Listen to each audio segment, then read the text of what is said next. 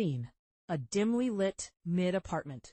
The smell of old wood and cheap tea hangs in the air. Clara, 72, sits in her worn-out armchair, knitting like a pro. Leo, her 32-year-old son, is sprawled on the sofa, scrolling through his phone with a look of pure disgust. Clara Sterling was 72, but her wrinkles weren't from weakness. They were from surviving 50 years of low-tier drama. For the last decade, she'd been sharing this cramped two-bedroom apartment with her only son, Leo. Ever since Clara's husband passed away, Leo had made it his full-time job to treat her like a burden. He didn't see a mother. He saw an anchor dragging down his main character energy. Leo was the definition of a basement dweller, with a billionaire mindset, but zero hustle. He spent his days chasing clout on social media and his nights complaining about how cringe their life was. He was literally living off Clara's small pension while acting like he was too good for the room. "Ma, can you stop that clicking noise? It's ruining my vibe," Leo barked, not even looking up from his screen. His voice had that toxic edge, the kind that makes you want to hit the mute button on life. Clara stopped her knitting needles mid-air. "I'm just making you a sweater, Leo. It's going to be a cold winter, and you know the heater in this place is trash." "A sweater? Really?" Let out a sarcastic laugh that was pure villain energy. "I don't need your itchy handmade junk, Ma. I need bag. Real money. This mid-lifestyle is suffocating me. I should be in a penthouse, dripped out in designer, and you're still living in the 1900s. I swear, being born into this family was a massive L." Clara didn't clap back. She just took a slow breath and went back to her knitting. She'd heard this script 1,000 times. But what Leo didn't know, what he couldn't even render in his tiny brain, was that Clara was playing the ultimate long game. Every single week, for 10 years, Clara had been taking a few dollars from her pension and buying a specific lottery ticket. She did it silently, off-stream, keeping her secrets locked in. Then came the Tuesday that changed the server forever. It was a stormy night, rain hammering against the windows like a DDoS attack. Leo opened his dusty laptop to check the weekly Powerball results. He always used Clara's registered account, because his own credit score was so underground, even the banks forgot he existed. Suddenly, Leo's eyes went wide. His breath lagged in his chest. A number was flashing on the screen. A number that looked like a cheat code for life. $90 million. "Ma! Yo, Ma, look at this!" Leo screamed, jumping off the sofa like he just hit a quad feed in a pro match. "We're up! We finally peaked! $90 million! I'm a millionaire! No, I'm a god! My life just got the ultimate buff!" Clara stood up slowly and walked over to the screen. She didn't scream. She didn't faint. She just had this savage, peaceful smile on her face. "That's a lot of zeros, Leo. Are you sure it's not a glitch?" But Leo's brain was already modding his future. To him, this money was his get-out-of-jail-free card. He looked at his mother, the woman who had fed him, clothed him, and tolerated his toxic behavior, and saw a bug that needed to be patched out of his new life. He thought, if I stay with this old lady, she's gonna gatekeep the funds. I need to start my new life solo. No dead weight allowed. Leo immediately pulled out his phone and started typing a message to his squad. But in his adrenaline-fueled frenzy, he made the biggest fail of his life. He accidentally sent the message to Clara. It read, "The bag is secured. Kicking the old lady to the curb tonight. New life. Who dis?" Clara's phone chimed in her pocket. She read the text. Her heart took a hit, but she didn't show it. She wanted to see how deep this betrayal went. She wanted to see if her son was truly beyond saving. Within an hour, Leo was literally throwing Clara's stuff into trash bags. "You gotta go, Ma," he said, his voice cold and soulless. "I've already scouted a penthouse in the city. For you, I found a retirement village 3 towns over. It's got bingo and mid-food. You'll love it. I can't have a 72-year-old NPC ruining my brand." Clara reached into her mustard yellow coat and pulled out a small leather folder. "Leo, think about this. I'm your mother. You're really gonna ghost me over money?" "Relationships are temporary, Ma. Wealth is eternal," Leo sneered, grabbing her arm and pulling her toward the door. "Your subscription to my life just expired." Time to log out. It was pouring outside. Leo threw Clara's one suitcase, the one from the thumbnail, onto the wet pavement.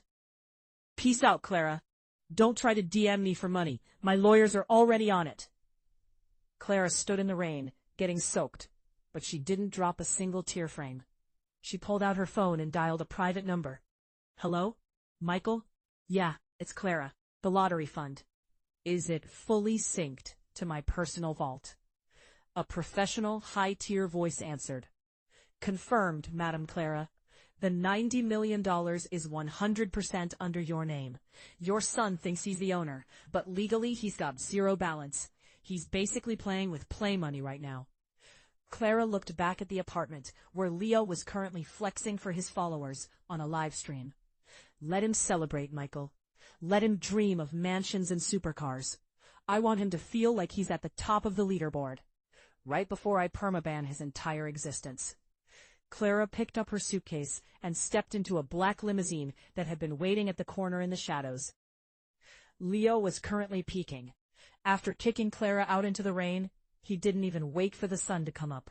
He spent the whole night browsing mansions and supercars. He'd managed to convince a local luxury dealer that he was the $90 million winner, showing them a forged screenshot of the lottery portal. Yo guys, welcome back to the channel, Leo shouted into the camera, his voice echoing off the Ferraris. Yesterday I was mid. Today, I'm the final boss. I just deleted the dead weight in my life. You know who I'm talking about. And now it's time to spend the bag.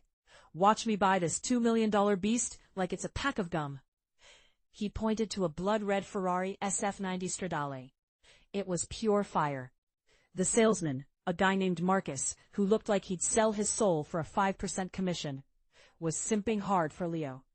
Excellent choice, Mr. Sterling, Marcus purred, opening the door. This car has 986 horsepower. It's for the true alpha. Beta, please, Leo sneered, sliding into the driver's seat. I'm an Omega now. Wrap it up. I'll take the keys today. I've got a party at a rented mansion. My mansion, tonight. Leo pulled out a shiny black dummy card he'd linked to his mother's lottery account, or so he thought.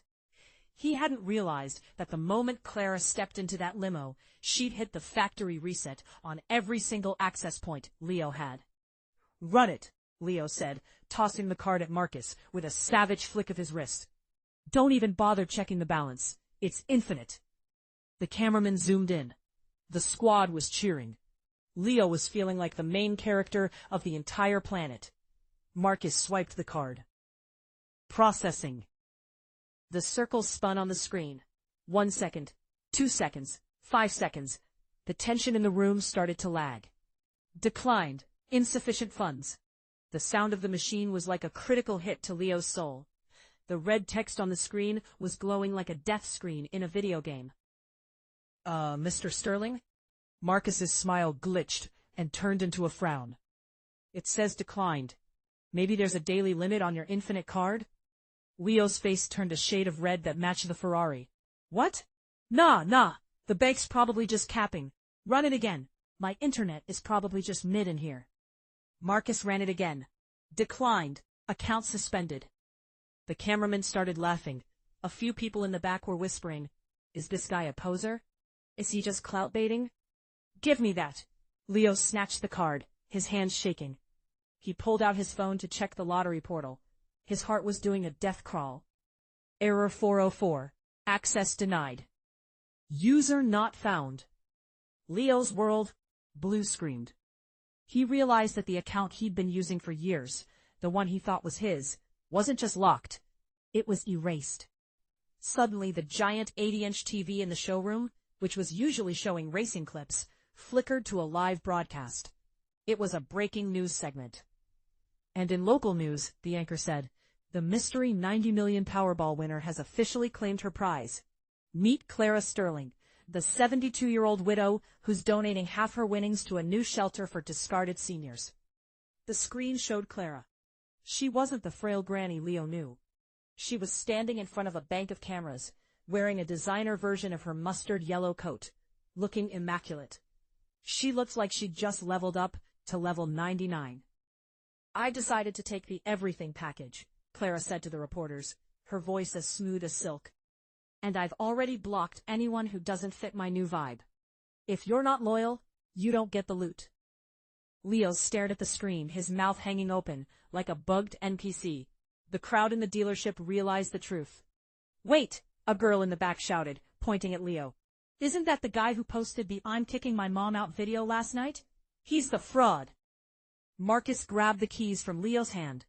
Sir, I'm gonna need you to log out of this car immediately. And by the way, your suit still has the Rent-A-Tux tag hanging out the back. Absolute cringe. Leo was literally chased out of the dealership by people with phones, all recording his downfall. He ran to the parking lot, but his old sedan was gone. It had been towed for unpaid parking tickets that he'd ignored, thinking he was a billionaire now. He was standing on the sidewalk, in the middle of a walk of shame, when a black SUV pulled up. The window rolled down. It was Clara's security guard, Michael. Madame Clara sent a message, Michael said, handing Leo a small, wet envelope. Leo ripped it open, hoping for a check. Instead, it was a bill.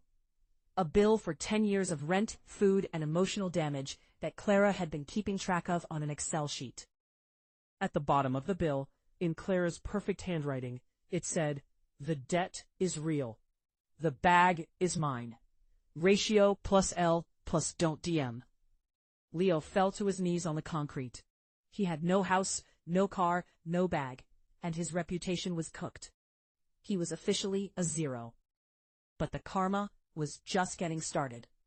He didn't know that Clara had already bought his old favorite hangout spot, the local arcade, and was planning to turn it into a library. Leo was down bad, but his ego was still infinite. He was currently hiding out in a cheap internet cafe because his data plan had been clamped. He had one goal: to flip the script and make Clara look like the villain. "Yo, what's up, world? It's your boy Leo coming at you with the real truth," he whispered into the phone, trying to look like he'd been crying. "My mom, Clara, she's a scammer. She gaslit me into thinking the lottery ticket was hers. She stole my identity to claim the 90 million. I'm the victim here. She's an elderly abuser who's using my bag to buy clout. #Justice for Leo, Clara is cancelled." He hit post. Within minutes, the internet trolls started swarming. The headline, "Son claims mom stole $90 million ticket," started trending. Leo was smirking. Yes, the meta is shifting. I'm gonna ratio her into a settlement. She'll have to give me 50% just to make the hate stop. But Leo forgot one thing. Clara didn't just have the bag. She had the receipts. Cut to Clara's new high-rise office. She was sitting in a white leather chair, looking like a CEO of Karma. Her security lead, Michael, walked in with a tablet. "Madame Clara, the failed spawn is trying to smear your name on TikTok. He's got about 100,000 views on his fake confession video." Clara didn't even look up from her gold-plated tablet. He's still trying to main character his way out of a permanent L? How cringe. She tapped a few buttons. "Michael, it's time to drop the vault files. Let's show the world the unfiltered Leo." Suddenly, every major news outlet and social media feed glitched. A new video started playing, and it was 4K quality. It was Ring camera footage from 3 months ago. The video showed Leo sneaking into Clara's room while she was sleeping. He was rummaging through her mustard-yellow coat pockets. He found her blood pressure medication and a small envelope of cash. In the video, Leo looks at the camera with a savage smirk and whispers, "She doesn't need these meds if she's going to expire soon anyway. I need this cash for my crypto play." He literally threw her life-saving pills into the trash and pocketed her last $50. The internet went silent. The Justice for Leo hashtag died instantly. It was replaced by "Leo is a monster" and "Clara the GOAT." But Clara wasn't done patching his life. She went live on her own channel, which now had millions of followers. "Leo," she said, looking directly into the lens with a cold-blooded calm. "You wanted to talk about theft? Let's talk about the 10 years you spent looting my soul. Let's talk about the time you sold my wedding ring for skins in a video game. You're not a victim. You're just a bug in the system that I finally fixed." She then pulled out a legal document. And since you're claiming identity theft, I've decided to help you out. I've officially filed for a total disinheritance. You're not just unemployed, Leo. You're unrelated. You have no name, no family, and as of 5 minutes ago, your blue check on social media has been revoked. Because I bought the platform's advertising rights for this week.